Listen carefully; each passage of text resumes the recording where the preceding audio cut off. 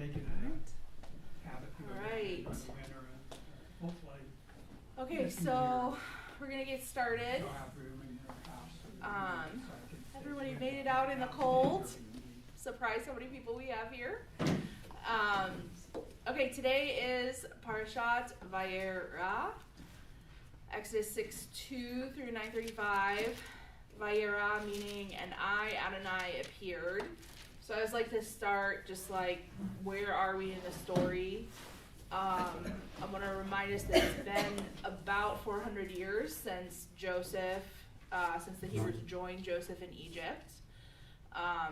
There's a lot of this portion and part of a lot of this story that's going on right now where it doesn't say years, so sometimes it's really easy to think like things happen one on top of another. But even in this portion, there's probably like more than a year since the first time Pharaoh, at the end of the last portion we talked about last week with Lori, Moses goes and confronts Pharaoh for the first time. There's probably about a year until the last plague of this portion, so we're covering a decent amount of time here.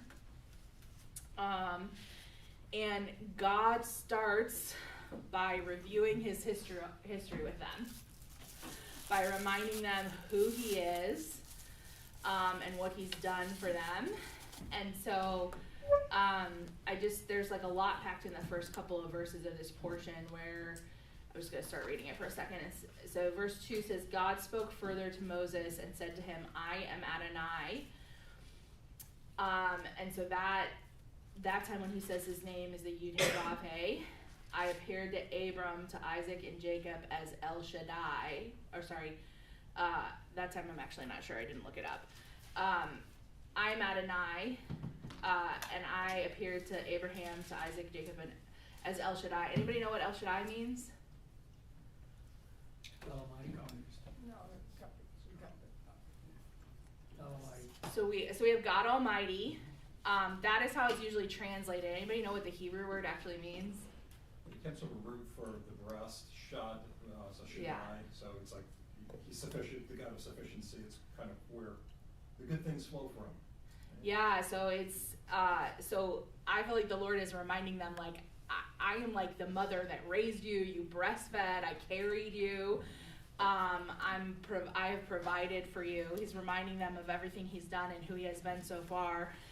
And he says, I did not make myself known to them. Yet by my name Adonai, that is the Yud-Heh-Vav-Heh, I did not make myself known to them. So he's reminding them of who he is and also bringing them into I am, his actual name, the I am who I am, there's a lot, I'm going to try not to get stuck to a name thing in this portion, but this is really significant, and he's reminding them of history, but also saying, like, I am God, and I'm about to prove it to Pharaoh, but also to you. Okay. So verse 6, he says, I am Adonai, I will bring you out from under the burden of the Egyptians. I will deliver you from their bondage, and I will redeem you with an outstretched arm and great judgments. And the great judgments just really stuck out to me as I read this the first time this week, that God is not reacting to Pharaoh. He has predetermined that he has judgments against Egypt and that he is going to carry them out. And one of the reasons I feel like this is significant is because there is a correlation to Revelation. And so, like, as we're reading the portion, I'm always asking, like, what does this mean for us today? What does this mean historically, but also what does this mean for us as believers today? And I think for me, one of the things this reminds me of is the correlation between Revelation, which I'm going to try not to go into too much this time, but I think I talked about it last time when I did the next portion. But there is a lot that's going on there that is chaotic and seems like it might be like a response to this world that's happening in the world, but to know that, like, God is sovereign, he knows what he's doing, he has predetermined that when it's the time, he will carry out his judgments with justice and righteousness, and also with, like, the fullness of patience and giving everyone the full chance that he possibly can. So verse 6 and 7, we see the 4 I am statements that we commemorate every year at Passover. I will bring you out, I will deliver you, I will redeem you, I will take you to myself. Anybody have anything they want to say about those? Or are we just gonna skim right by those unless anybody has something? They connect that with like the drinking of the 4 cups, don't they? Yeah, exactly. Tradition or. Yeah. It's been a lot of meaning. I mean, those are really powerful, like if you just meditate, take a moment and just think about what he's saying. And I can imagine that was a time where the people were very distressed because as Moses intervenes, it gets worse. You know, it's like their suffering only increases. So it's like, it seemed like a hopeless situation. So it's just, yeah, exactly. Yeah. Yeah. Actually, like that's my next point is, verse 9, they said they did not listen to him because of their broken spirit and cruel bondage. And so those are like very strong words. They have a broken spirit and they've been under cruel bondage. And something I started to think about, and I want to just pose this question to you guys, is it disobedience if your spirit is broken? It's not disobedient to have your spirit broken, but what you do in your brokenness can cause disobedience. Yeah, so I should have asked the question better. If you're not like believing the Lord or listening to him when your spirit is broken, that would be, yes, disobedience. However, God is so gracious and compassionate, and he knows that their spirit is broken, and so he's going to be patient with them, leading them out, even though there's some disobedience in not believing him, not listening to Moses. There's so many phrases that just really stuck out to me this time, as verse 12, and if I skip over something you want to talk about, feel free to jump in. Verse 12, the phrase, Moses says to God, I have uncircumcised lips. And this reminded me right away of Isaiah 6, woe is me, I'm a man of unclean lips. So I went to look to the Hebrew to see if it's the same word, and I found this so interesting that it's not. Isaiah 6 is unclean, is a different Hebrew root word than this is for uncircumcised. But the word unclean never appears until Leviticus. So Moses doesn't have, like, I think this is the same concept, but Moses doesn't have that language yet because the law hasn't been given yet.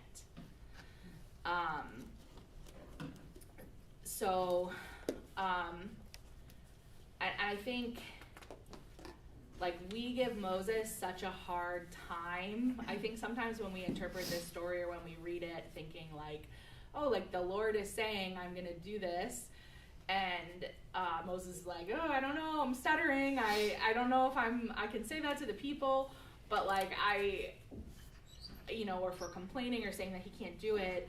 But where we are in the story is that he has already gone to Pharaoh and confronted him. Pharaoh does not respond well, and in fact gives a really harsh consequence to the people, who are then angry at Moses and don't believe him and don't want to follow him. And he did what God commanded, and then he gets a very bad reaction. So I think it's really understandable, very human, very relatable that that Moses is not believing God right now because his circumstances are saying that's not true, that's not going to work. Did you want to say something? Yeah, I was just thinking how that's so true when we can give people a hard time when we really don't relate to them, and we don't really connect with them. Like you said, give Moses a hard time. If you just kind of breeze over the scripture and don't really engage it, you just kind of like, well, why was he refusing? But it seems like to me, the more you engage in the scripture, you engage with humanity, with people, with yourself, you can have more sympathy. You can understand and see how this would be very difficult, if you put yourself in their place. Yeah. For instance. I mean, in some ways, this is a very unrelatable story because, like, Moses is talking to God face to face, basically, and he is like going to Pharaoh, who is the king over the land, and the God, little g, over the land. Like, that's a very unrelatable story to us in some ways, but it's very relatable to say, like, at least maybe I'm the only one, to me, to be like, oh, all of my circumstances have lined up against what I thought that was going to happen and what God told me to do, and it's not looking really good. And to be like tempted to disbelieve. I can remember a time in my life where like all these circumstances were against me, and I was like persisting but very, very discouraged, and a friend looked me in the face and said, Amanda, your circumstances are liars right now. And so to me this is it's very relatable for Moses to be saying to God, oh, I'm not sure, and God gives him real help. Yeah. I don't see it as an unbelief with Lord. It's just, Lord, when I look at it, this is what it is. So give me instructions or give me directions. How do I do that? You know. Yeah. It can be unbelief, but I see it more as that because I guess sometimes I have said, well, Lord, how am I going to do this? You know, just because I'm so dumb. You know, I don't know what strategy, so it's maybe a way to give me a bit of strategy that I don't have in my tip of my brain right now. Yeah, I mean, my interpretation is there is some disbelief. He says, like, if the people didn't listen to me, how will Pharaoh listen to me? Yeah. And like, it's not God didn't say like, go, Pharaoh's gonna listen to you and do. In fact, he says, I'm gonna like he's, you know, in one of the passages he said, oh, it's the next one, we get to chapter 7, he says, go to Pharaoh, I'm gonna harden his heart. And like, if you're the one who just, you know, there's some passages where I'm like, wow, you know, this is kind of like Jesus saying like, Satan is asked to sift you. And like, if I'm the one hearing that, I'd be like, could you tell him no? Like, you know, or like if God says this to Moses, I in Moses' shoes would be like, why are you hardening his heart if you're if you're sending me to tell him to do something? Why don't you tell him too? Is that the way it works, right? So, and we'll see in the next passage that, like, you know, God says the Egyptians will know that I am Adonai when I bring Bnei Israel out from among them. So, like, he has a purpose in what he's doing. He has a reason for doing it the way he's doing it, but we don't always know it ahead of time. There's Lori. She's teaching today. You want to come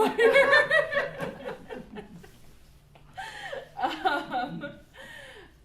So when we get down to verse 14 of chapter 6, there seems to be like almost an interruption of the story with a brief genealogy. And this one just strikes me as like a little bit odd in some ways because it's so incomplete, but it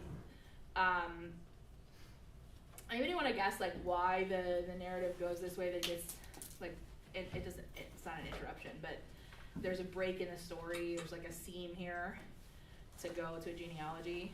Anybody want to speak to that? Well, I think the Lord is identifying, hey, these are the people I'm speaking to. This is all the nations after 430 years that are available. But he doesn't list. This is like a very incomplete No, genealogy in some ways. Yeah. But one of the things he's doing is reminding them of where they came from and their line. Yeah. What else? The focus is mostly on the Levites. Yeah. Yeah. So he's reminding them of the priestly line and speaking. I think that's speaking a lot to who Moses and Aaron are and what's gonna come through them. Yeah. Did you? Oh no. Okay. No, sorry, Faith.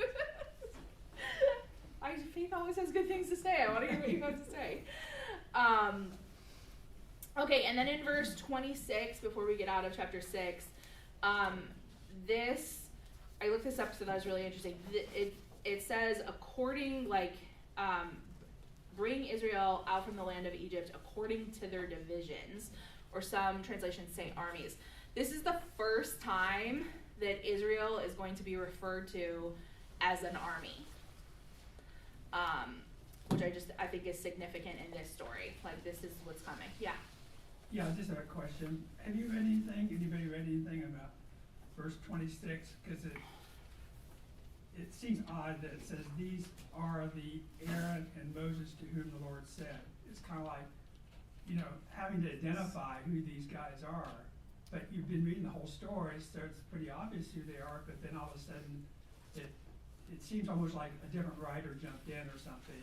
I think it's just like, to me, there's like a seam in the story. Like, you cut a seam to like put this genealogy then, and you're like sewing it back up. So we go all the way down to the Levites, and then this is why I'm talking about Aaron and Moses. Like, this is who I'm talking about. And in the Jewish people, a lot of times you named your kids for a grandfather or somebody else in the family, because even when Zacharias went to name, he says his name will be John. Nobody in your family is named that. So sometimes you read the Bible and you say, is this the same one as in there, or Yeah, is is this it the later? Aaron So I'm we talking can get about? that. Yeah. So when he says this is the same one, That Mark, that did stick out to me too, and I think that's just the reason that it, just pointing out, we've come down the line of Levi, this is who I'm actually talking about. Okay, chapter 7 starts out in verse 1. So funny, the language in this. I have set you as God to Pharaoh. It's just, yeah, that language just blows me away. Pharaoh is a god, little g, recognized as one in Egypt, and he's saying to Moses, I have set you to God, as God to him. Any thoughts about what that means, or why the Lord chooses to say that like that? Well, they had many gods, and Pharaoh was one of the gods, and they probably had ranks. Yeah. Even in the Bible it says, it depends on powers and principalities. You got ranks within that. So he was going to establish, Moses as higher than anything else. That he had the supreme rank of whatever. Faith, were you going to say something? I just see it as another way of saying you're going to represent me, the one true God. Okay, yeah, that's a. I think Lori was going to say something. Yeah, well, just as a higher ranking, because it is the big G. So. Yeah, I mean, that's so interesting that it's a big G. It's not like I have set you as a god over Pharaoh. Yeah, and so I think that is representing, again, like Faith said, he's representing God, and he did become like God to the people. And so, because he was always the mouthpiece for God. So that representation there is letting him know it's not just to the people, it's to Pharaoh. You're over all of this because you're my representative, is how I looked at it. Yeah. Back there. Yeah, I'm thinking Pharaoh would not allow Moses and Aaron to come and talk to him if he just thought they're just these Hebrews. Who cares about them? But it's kind of like his perception of them as being someone that he should allow to have an audience with him. That's a really good point. So, like, Moses grows up in Pharaoh's house, but that doesn't necessarily mean, especially after he sets himself against Pharaoh, that he's going to automatically get an audience or be important to Pharaoh. That's a really good point. So to me, because the numbers weren't here in the original text, the previous one says, behold, Moses says to the Lord, behold, I am unskilled in speech. And then the Lord says, well, I'll make you as God. It's almost as if God is, hey, I'm frustrated with you. I'm going to tell you what I'm going to do. Yeah, that's a good point. It's not based upon your skill. It's based upon my skill. Yes, it's a good hermeneutic rule. Always, what comes before that? Yes. Quick comment. So, I think what's helpful, like that particular word, that's used in different ways. So that's used. It can be used as it's a plural, but it can also be used as a plural intensive with a singular meaning, like the one true God, Elohim. He's one, right? Again, it's a plural. So it's a plural intensive. So, so that being said, if it's to be taken just as a plural, this is translated in the Hebrew Bible as rulers, judges, angels, small g, so I think the large G, like in the It's an translation, that's interpretation, interpretive, that's an yeah. interpretive thing. I'm not saying it's wrong, it's just, Yeah. it is what it is, it's Yeah. an interpretation. I think it's helpful, by comparing versions, you can actually see, oh, it's interesting, this one's just, small g, Yeah. this one's a big G, kind of tips you off as something a little bit deeper going on with that. Yeah. Yes, that's really good. And I think interpreting this is like, I have set you as ruler, I've set you as more important or higher. So we've had that several people say that. Higher than Pharaoh. Yeah. Cool. Okay, so we already touched on this, but God tells him to go to Pharaoh. I was hardened his heart. Thanks for that, God. Yeah. I will multiply my signs and wonders in the lands of Egypt. And God kind of gives his reasoning to Moses about why he's doing this. The Egyptians will know that I am Adonai when I bring Bnei Israel out from among them. I think it's worth noting in verse 6 that they are 80 and 83 when this happens. Which just, yeah. I can relate. Are you ready to lead a people through the desert? What I was related to. Well, it says no matter what your age is, if God chooses you, you don't have your, Yeah. of course, they probably lived a little longer then than we live now. 130 and something was what Yeah. some people died, but your age, like Jeremiah said, Lord, I'm a youth, and he says, forget it, and we can't say, oh, I'm 80 or I'm 83 or I'm 90 or whatever. You can't Yeah. say that. Yeah. I'm the God of all age. If I'm your God, I'm stronger than you. Yeah, and the Lord equips us for the work that he calls us to. Okay, Aaron, so verse 10 and 13, we get into a mini confrontation before the plagues are going to start, where Aaron throws down his staff and the magician throws theirs down. They all become snakes, but Aaron's eats the magician's ones. And this says that Pharaoh's heart was hardened, which this is the first one in the portion, and it does not say who did it. We don't know right now if this is God hardening Pharaoh's heart or he chooses to harden it or some combination thereof. The rest of them are the narrative's gonna tell us what happened. And before we jump into the 10 plagues, we know I'm not gonna go there today, so I talked about it last year, but these definitely have an important correlation to the book of Revelation and what happens there. They also have a direct correlation to specific Egyptian gods. So this is not like just random ways that the Lord chose.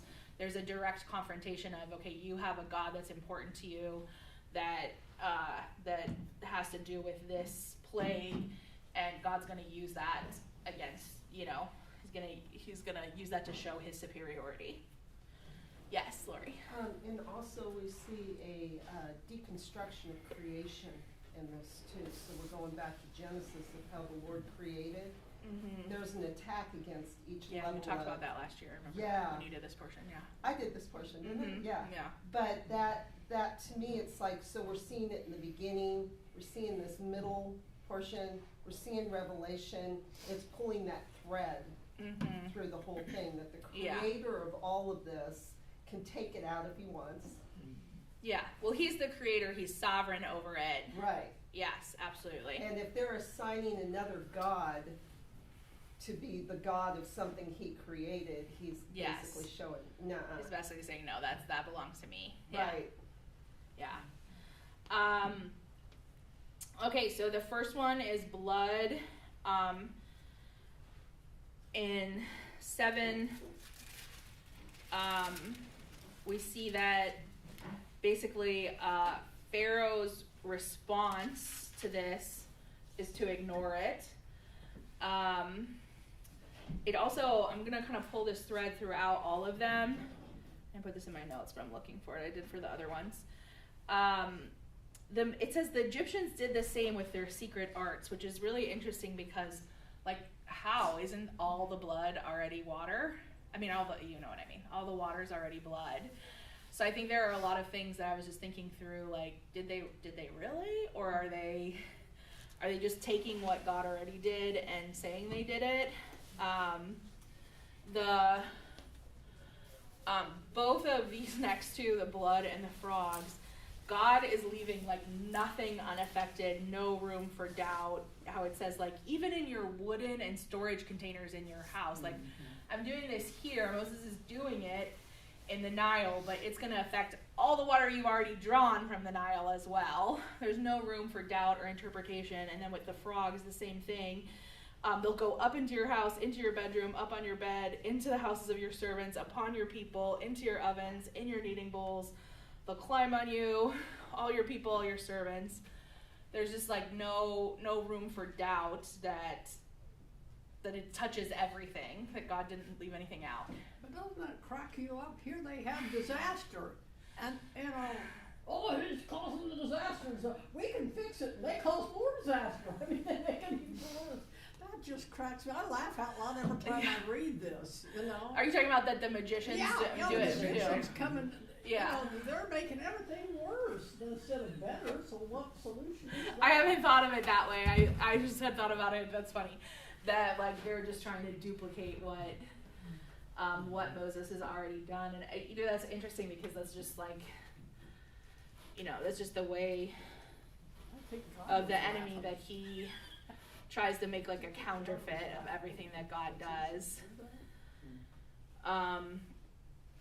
Okay, so we have the frogs. Pharaoh calls Moses and asks him to pray. Yeah, and I already talked about that. Like, it just seems like really questionable what are the magicians actually producing here? But when we get to the gnats in 8, the magicians say, this is the finger of God. And they don't try to duplicate it. And want to open the floor to your thoughts or comments about that response. This is the finger of God. Maybe they realized that they were powerless, that even if they could call on their magic demons or something to do something against that power. Okay, so they're admitting they're powerless. What else? Well, they tried. They did try. Yeah, sorry, thank you. They do try, but then when they can't, that's when they admit this is the finger of God. Yeah, thank you for that. Anybody else? I find that phrase fascinating. Like, what does it mean that it's the finger of God? Yeah, and for them to admit that, which is like, that's a big deal because Pharaoh has commanded them to create these false miracles so to be like, we can't, this must be really actually God. Perception of how they view all their deities. Yeah, so they're not necessarily admitting this is like the one true only God. They're like, it can very much be like, oh, this is an actual God that in this moment seems stronger than the ones that we're invoking. Yeah. Well, it's kind of simple, isn't it? Moses is doing all these miracles in front of them, and on their minds they're like, wow, we can do the same thing. But when Moses presents something that they can do, they finally realize, well, it's not Moses, it's the finger of God. Yeah. It's more clear for them. It's like, yeah. It's a good point. So there's. You can do this, I can do this, you can do this, I can do this. He's doing this, and they finally said, oh, we can do that. There's no possible way you can do this. This is a higher level. Yeah, so that's a good point. They're separating out like us versus Moses versus like this is like an actual God that's doing that. And I always wonder like how much are they really devout believers in the gods of Egypt versus do they know are they like pretending or doing false things on purpose, or I don't know, like that's stuff we don't know, but yeah. I love the finger. I have that underlined, and it's only because it makes me think of the finger of God who wrote the law, and the finger of Yeshua who wrote in the sand, and so are in the dirt. So we see this that phrase isn't used very often, Mhm. but when it is, it seems like God's breaking an injustice in one way or another, so he's justice is he's starting to bring justice here. When he writes the law, I mean, that's bringing a balance of justice, and of course, when Yeshua is writing that, he's bringing justice to this woman. So, to me, that always kind of symbolizes an action that he's doing. So to me, it's interesting, the first ones that acknowledge or use that phrase are not the Hebrews. Mhm. We see it first here, but it is in the midst of a judgment going on. Yeah. Well, and also, like, even though we've already said that, like, they're not necessarily recognizing who God actually is, but also, like, God often uses people who don't understand what they're saying to, like, Yeah. to give a prophecy or to say something that is very true, even though they don't necessarily, like, understand it or believe it, you know? Well, when it talks about the finger of God, to me, if I went to slap or hit somebody and I smacked it with my whole hand, that'd be powerful. I went up with my finger and did something that wouldn't be very powerful. So here they are, there's something they can't do, and they recognize that he does this with his finger, not his This whole is just hand. a small Sometimes you display hear of what that God this could is do, the hand basically. of God, or this Yeah. is something with the finger of God, Yeah. doing something that powerful would be an opportunity for them to see his power anyway. I don't know. Yeah, Nola, and then go back further. And I can't help but think of the Lord saying, if I by the finger of God cast out demons, then the kingdom of God has come nigh to you. Mm-hmm. So you guys have brought up some really good coffee references. And let's not forget when Moses and Aaron present themselves in front of Pharaoh, and they said, the God of the Hebrews. And their first response is like, I don't know that God. Like, that's the first thing they said, I don't know that God, and I'm not going to let the people go. Mm-hmm. So, connecting these whole dots, Mm-hmm. the magicians or whatever, they're realizing, yeah, there's a higher power here. It's a higher power. That's a God. Yeah. Just to throw it out there. Yeah, you guys brought out some really good cross references. This is not biblical, but this a reference also made me think of, have you guys seen it's the Michelangelo that's on the ceiling of the Sistine called The Birth of Adam, where like their fingers are reaching out. It just made me think of that. Okay, so I lost my place. Okay, so we get down to 18 to 19. We have the flies, and then God says, but on that day I will set apart the land of Goshen, where my people are dwelling, except no swarm of flies will be there, so that you may know that I, Adonai, am in the midst of the earth. I will make a distinction between my people and your people. By tomorrow this sign will happen. So this is the first time that God says he's going to make a distinction between the Egyptians and the Hebrews, and it's going to last all the rest of them. So we don't necessarily know that, like, how the other ones affected them. If they are, like, it seems like they they had to at least affect the Hebrews, especially like the water turning to blood, the frogs being everywhere. But now we're going to have a distinction that they're not going to touch the people in Goshen, and God's going to do it as a sign to them that his people are separate, and that this is not just like, this is a good distinction, that this is not a natural phenomenon that is happening. This is God, because he has separated out his people, and it's not going to affect them at all. Good reason to stay home. Yeah. I kind of wonder that with the other plagues. Like, are the Hebrews still, like, moving about? Did they avoid the frogs by staying in Goshen? Or, so there's this little, like, what I called after I made my notes for this time, I looked back at my notes for it was the next portion, but I talked about this portion a little bit. And I called it there's kind of like a cat and mouse game happening here with Pharaoh and Moses, right? Like, he says, especially in this section, like, go sacrifice.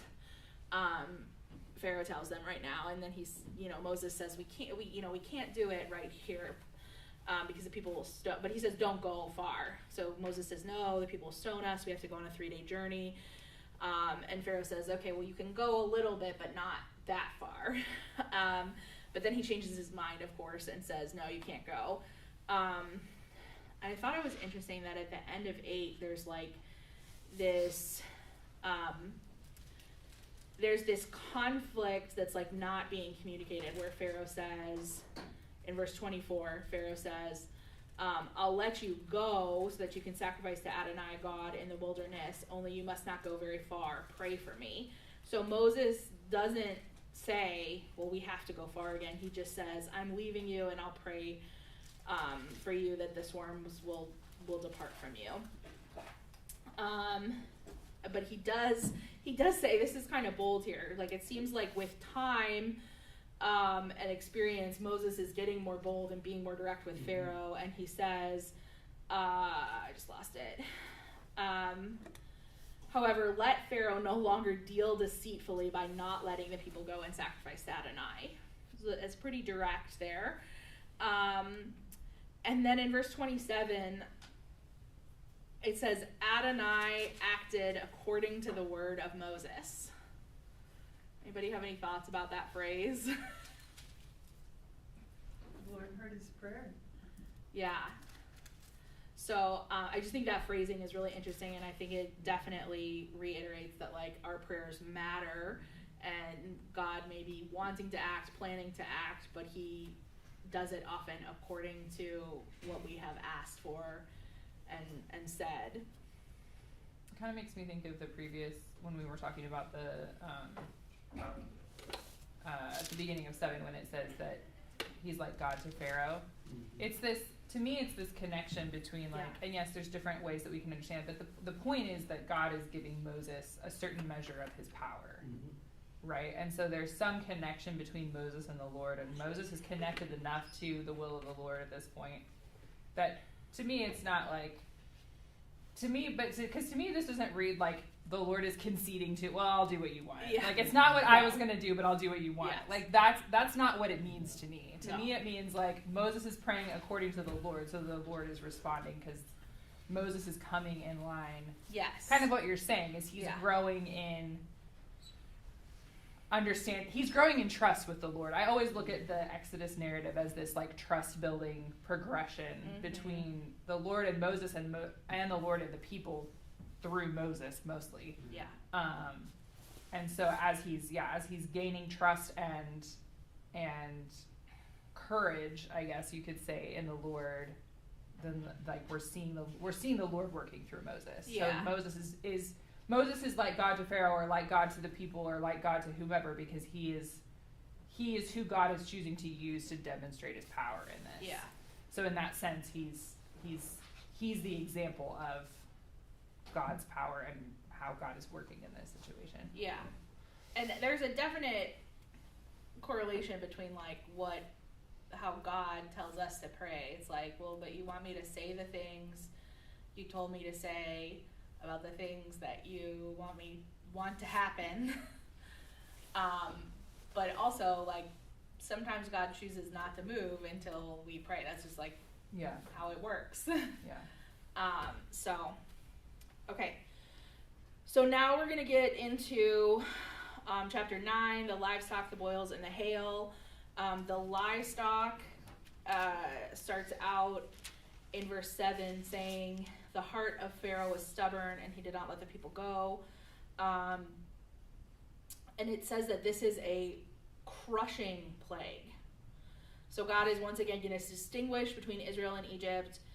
He promises not to harm the people or their livestock. And it's interesting that this one chooses to say, like, those who fear God. So we do see this progression from, like, the magicians saying this is the finger of God, to now there have to be at least some of the Egyptians that are saying, like, okay, we know that that's a real God that has real power. They might not be recognizing who he actually is, but enough to say.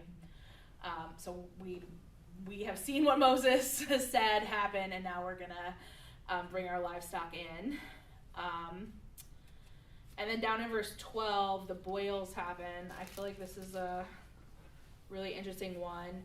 Verse 10 says, so they took soot from the furnace and stood before Pharaoh, When Moses threw it heavenward, it became boils, erupting with sores on men and animals. Moreover, the magicians could not stand before Moses because of the boils, because they were on the magician as on all the Egyptians. They were on the magicians as on all the Egyptians. So I mean, this is so interesting. It seems to be really different from the way that all the rest of the plagues happen, with like the outstretched arms of Moses or Aaron, or the staff, or them, saying something and then it happens. This one seems to be a lot more visceral of an experience. Anybody have anything to say about that? There's an increase in intensity. There's an increase of intensity for in sure. each of the, Yes. and how they affect. So, you go from, I'm going to hurt this may influence your life, you can't get the right water, and then you go down the line, and now I'm going to affect you personally. Yes. Yeah. There's definitely, and we see that same correlation in Revelation, right? There's a increase in intensity of Or proximity to the it judgments. anyway, the yes, and proximity to like how much it affects them personally. I'm just wondering about these. We know that there's a mixed multitude that left Egypt. I'm just wondering if there's these Egyptians seeing what's going on and realize that all this is happening to us, but the Hebrew people, they seem to be safe. I'm going with them. I'm getting out of, all this catastrophes that are happening, and I'm gonna. But I don't know if Yeah, I there's- haven't. because I can't imagine there's a lot of them living with the Jewish people, with the Hebrew people, while they're being slaves. So Yeah. I'm just wondering if through some of these plagues, of course, this is my imagination, I'm just wondering. Yeah. Have you read anything about any Egyptians coming? I've never read like a commentary that says that any like Egyptians come out with them.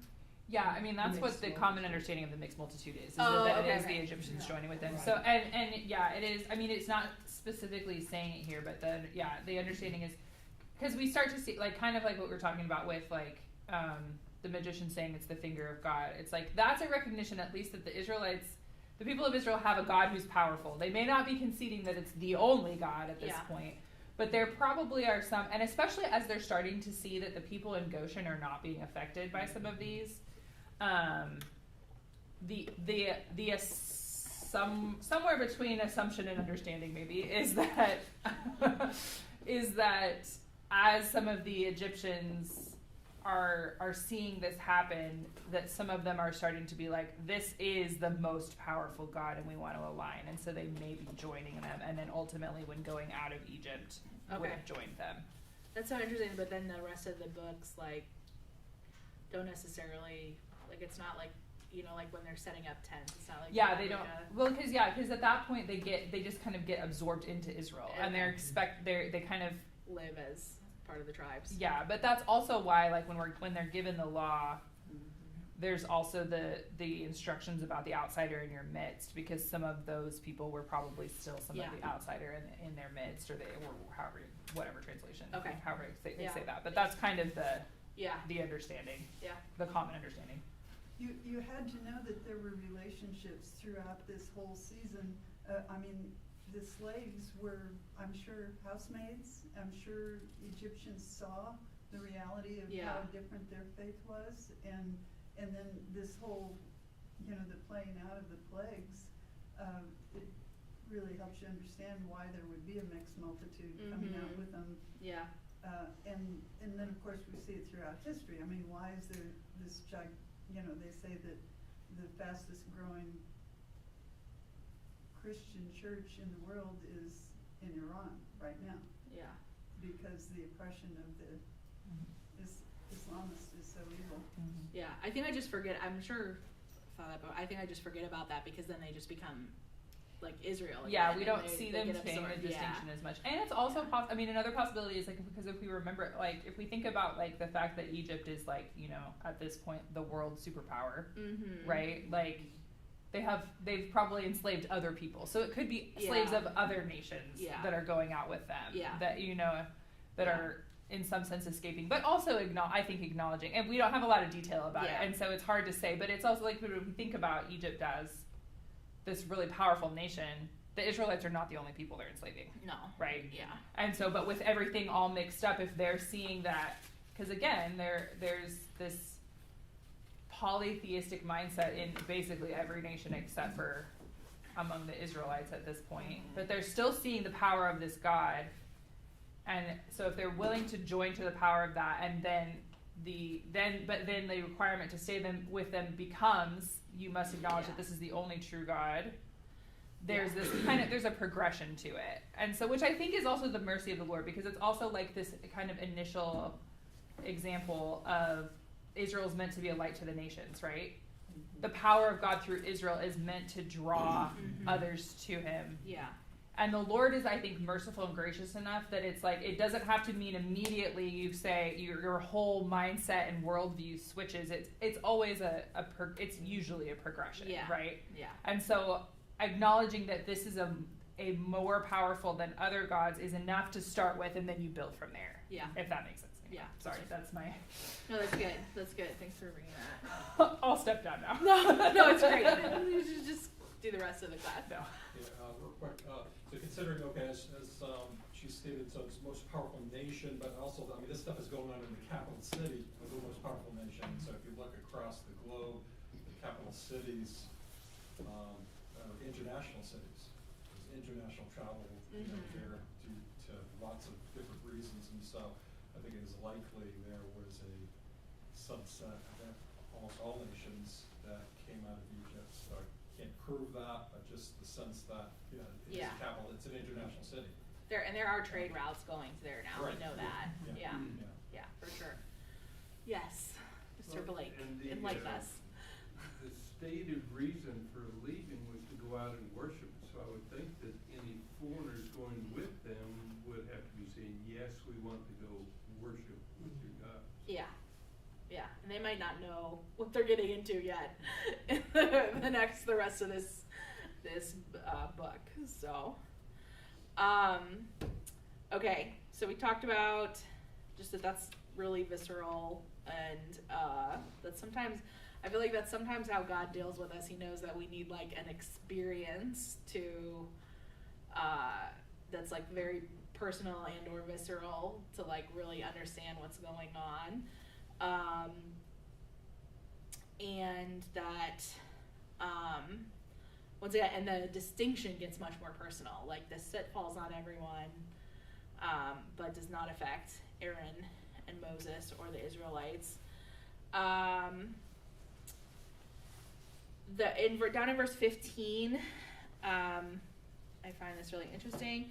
It says, surely by now I could have outstretched my hand and struck you and your people with a plague that would have wiped you off the earth.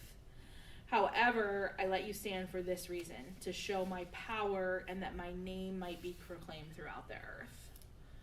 So this is a very common biblical thread. God does things his way, even though to us it doesn't seem the most like straightforward or expedient way in what we would wish the timing was. But God says, like, I want my name to be exalted. I want you to see who I am and my power.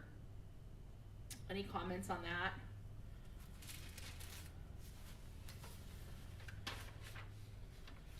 I think it's a good invitation, though, for people that don't know the Lord, that there's some mighty thing in the earth in those days taking place. I'm sure the first question was like, what God?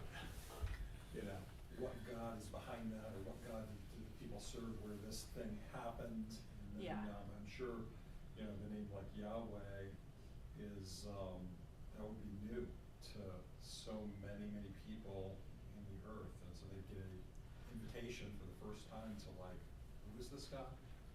Well, and we're going to see, we talked about there being trade routes. We're going to see later, like Israel is already, the Hebrews are already going to have a reputation.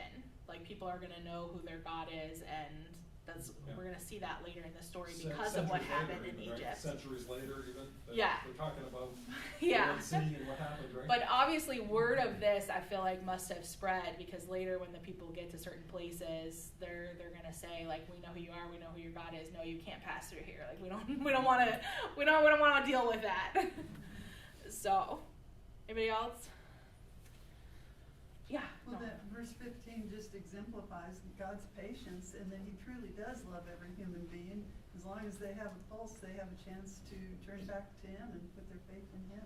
Yeah. So, wow.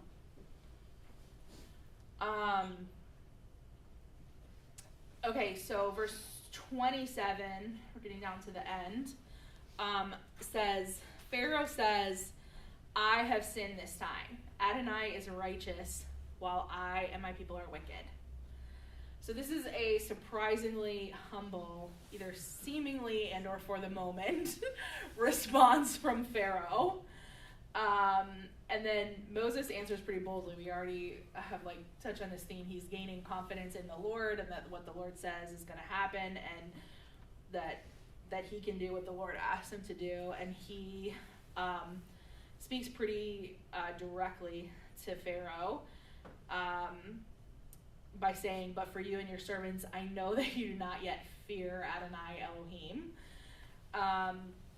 And then it says that down in verse 34, 35, he increased in sin and hardened his heart, both he and his servants.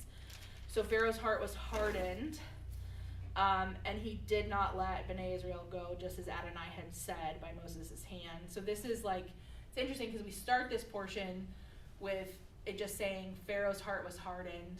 We don't know who did it. And then there's this play where sometimes it's Pharaoh, sometimes it's God.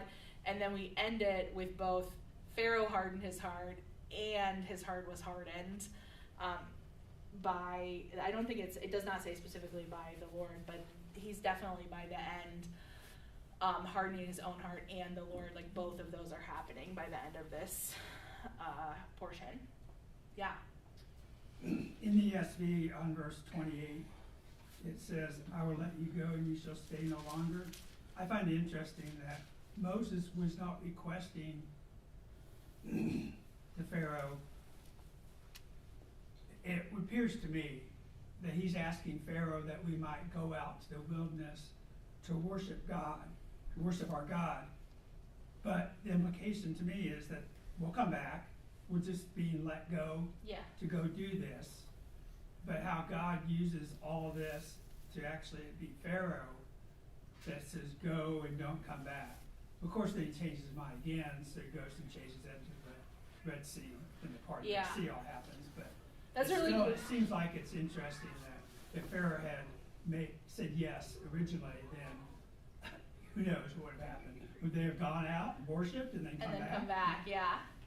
I mean, God definitely has a plan here, and this does definitely seem to be progressive from 5, where this, because 1 to 4 is kind of a separate section of Exodus, and then from 5 to somewhere in the next one to 12, basically, there is or maybe through 11, there's a definite progression where they don't ask for what they're going to get at the end. And so this one to me is not super clear if he's expecting them to come back, and that's just implied because of course you're my servants, of course you're my slaves, of course you're going to come back. But there's definitely a progression you can see even by this point that he's saying, okay, I'll let you go, you don't have to stay here. I don't know that necessarily meant permanently though. Right. But there is a definite progression by the time we get to the end, and that's a really great question. God's sovereign, he knows what's going to happen, but I think when I was doing the next portion last time, I talked about that in the beginning, he's just saying, let us go. And he doesn't even say at first, Moses doesn't say we need to go 3 days. He just says, let us go worship. And it kind of unfolds as the story goes. Well, we do need to go worship, but we actually have to go 3 days. Yeah, what are you saying? And the contrast you see of Pharaoh vacillating on his decision of, yeah, you can go, no, you can't. I mean, he, as a ruler, knew that his nation's economy was going to be decimated by all their slaves leaving. Yeah. That they'd been totally dependent upon them for so long. And the same for Moses and God's people. They didn't know what it was going to be like to not be in the place that is familiar. Yeah. Well, and that's interesting because that's going to happen anyways in the next couple of ones. There's going to be a direct attack on their economy in a lot of ways between the crops because only some, I think at the end of this one it says only this spelt. Is that, I The think, flax and the barley were ruined. yeah, but not the spelt and the wheat. Trying to think what, oh, here it is right at the bottom. No, that's not it. Oh, there it is. 31:32. Yeah. So it's going to start here, but also this is like God being really patient and like not ruining all of the crops at once. Yeah. Now, I see also a progression, like in this 9:29, and Moses said to him, Pharaoh, as soon as I go out of the city, I will spread out my hands to the Lord, the thunder will cease. At the beginning, what I noticed, and I thought Pharaoh was really not too smart. Moses says, hey, when they had the frogs, you tell me when you want me to do that. And he says, tomorrow. I would have said today. I'd really like it 15 minutes before Right now, this second, to yeah. get rid of him. So, God did. Yeah. And then it's always tomorrow, tomorrow, tomorrow. And this is the first time that I see through God's servants were to show mercy in the midst of disaster, and it's there. Because he did it right away, is that what you're saying? Yeah, Okay. he didn't wait till tomorrow. You look at some of those things and it's Yeah. and tomorrow this and tomorrow that Yeah. and tomorrow, and maybe that's what Pharaoh said. Did God sort of command Pharaoh's speech at that moment take over? Says he says tomorrow, so God goes tomorrow, and then in this, as it progresses, God says, well, no, I'm going to be Yeah. a little merciful along there. I don't know. That's what was interesting. I mean, I think there's some wisdom in Moses saying, like, when do you want it to happen? So it's Right. not like, oh, it's just a coincidence that was going to happen then anyways, but Pharaoh gets to pick the time. I also think some of that is that, like, cat and mouse game that's going on between Pharaoh and Moses. It's like, no, like, I'm really in charge. Like, this is, or I'm, just this play back and forth between, like, this is going to happen, this is not going to happen. But if I was a leader, I wouldn't say tomorrow. Yeah, I say get this away from me right now. Yeah. But I don't know why. I don't know why Pharaoh chooses. My interpretation is a little bit that he's like, oh, well, it's not even bothering me that much. You can do it tomorrow. I don't know. I don't know why. Yeah. So we kind of, we got all the way through all 4 chapters. Amazing. Yeah.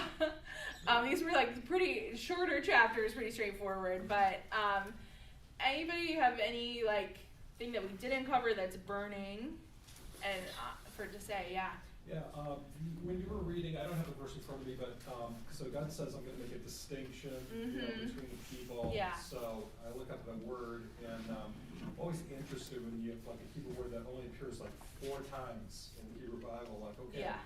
why translate it distinction? Because it's a word for redemption, really. A place of redemption.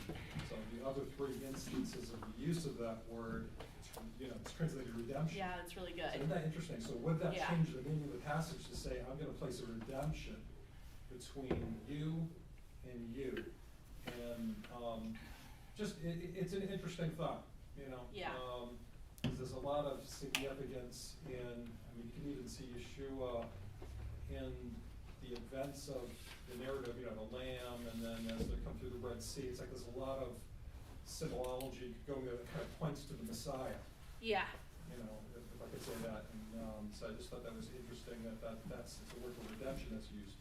I think that's a really good point, and I think that we see this theme from the beginning, where God says at the beginning of this, I think it's in my notes, but God says at the beginning of this passage, the very beginning, when he's saying who he is and what he's going to do, verse 6, he says, therefore say to B'nai, sorry, I'm in chapter 6, verse 6, therefore say to B'nai Israel, I am Adonai, I will bring you out from under the burden of Egypt, I will deliver you from their bondage, and I will redeem you with an outstretched arm and with a great judgment. And so I actually was thinking as I read this, so we know that, we know what redeeming means, And why does God have to like buy the people back? Is it just that they're under slavery right now? So he has to redeem them from that? He has to take them out of that? Or is there like a deeper meaning to that redemption here? And I'm not sure that I necessarily know like the fullness of that. I don't know if anybody has any thoughts on it. Like why does God choose that language here? I'm going to redeem you. Well, we are slaves. We are slaves. I think Well, they've been sold into slavery, right? For sure. Yeah. But at the same time, we need the freedom, and he's the only one who can provide it. Yeah. Faith? Well, there is that price, and the blood atonement that has to be paid to settle everything in the heavenly courts. So it is a type and shadow of either redemption or judgment, Yeah. basically, Yeah. for every person. Yeah. Somebody else gonna say something? Yeah, I just think it's I don't know. I think there's a lot there in him saying, I'm going to deliver you from bondage and I will redeem you with an outstretched arm and great judgment. So that's definitely like the same thread that then he says, I'm going to distinguish between the ones I am redeeming. They're going to be like covered with my hand while all of this happens to the other ones. And I think that's a good, as we close this passage, my last question is always like, what does this mean for us today? Like, what is this teaching us to how we're supposed to walk as believers? And like one of the things for sure as we, as this is so closely connected to Revelation and what happens there, that like we know that, it's the great and terrible days of the Lord. So his judgments are not for us. Some of them we might be like, we're living in the world, we're affected by it, but his judgments are not for us. Like he redeems us, he covers us, he makes a distinction between his people and the ones that he's carrying out the judgments against. Any other thoughts about like how do we apply this Torah portion to our life and our faith? Don't be like Pharaoh. Don't be like Pharaoh. Don't harden your heart. Or like your conscience becomes seared. Anybody else? Yeah, trust the Lord regardless of what seems impossible, because it certainly seemed impossible to Pharaoh to get along without the Hebrews there to serve. Yeah. But And it also seems impossible to Moses that Pharaoh is going to bend to him. But also, that's a good reminder that like it's the Lord, it's the Lord. It's not, Moses is not, he is bending to Moses, but he's really bending his knee to the Lord. He's really bowing to who God is and what he's commanded happen. I've always been a little bit curious of what history may have recorded of what the Egyptian life was like after they were decimated by all these plagues and then their slaves took Oh, yeah. off. I think you should research that and bring it next week. No. And then all their military Yes. got drowned in the sea, all that too. The Son therefore has set you free, you're free indeed. Yeah. So walk in the freedom that the Lord has provided for you and called you into. Yeah, these ancient civilizations, when they suffer humiliating defeat, you can be sure they're not going to have anybody chiseling that, what happened into a stone for, to be remembered for all future. They want to highlight their military achievements. Yes. And anything that's, shows them to be weak, it's like it disappears from the record. Yeah. Yeah, that would be really interesting to research and see, like, does history even say anything about that? Except Because, because of the Bible. Yeah. Gives you the whole story. Yeah. Yeah. yeah, very good. Well, thank you guys.